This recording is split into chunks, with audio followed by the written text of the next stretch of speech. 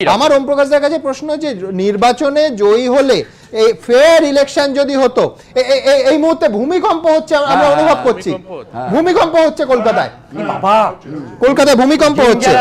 একেবারে সমস্ত ক্যামেরা দুলছে আমাদের টেবিল দুলছে লক্ষ্য করুন এই রাম একেবারে পরিষ্কার এই গ্লাসের জলটা বাইরে বেরিয়ে যাও এই দেখুন বাইরে বেরিয়ে যাও সম্পূর্ণ ভূমিকম্প হচ্ছে এবং যথেষ্ট জোরে বাইরে বেরিয়ে যাও জোরে ভূমিকম্প হচ্ছে বাইরে বেরোনো উচিত বাইরে বেরোনো জোরে হ্যাঁ যত না না না আমার মনে হচ্ছে একেবারে একটু ভূমিকম্পের প্রবণতাটা কমলো না আপনারা আসুন গ্রহণ করুন প্লিজ আমার মনে হচ্ছে থেমেছে থামেনি না থামেনি তার কারণে আলোগুলো আমি বলছি থামেনি দেখা যাক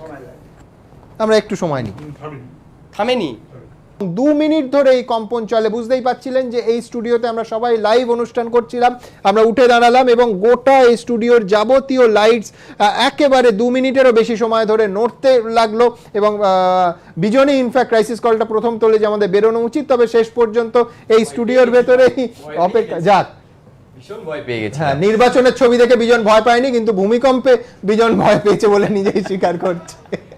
বিজন এত অত্যন্ত সিরিয়াস ঘটনা কোনো সন্দেহ নেই কিন্তু মানে যা ভোট তোমরা করছো গণতন্ত্র শুধু কাঁপিয়েছো তা নয় একেবারে পৃথিবী কাঁপিয়ে দিয়েছো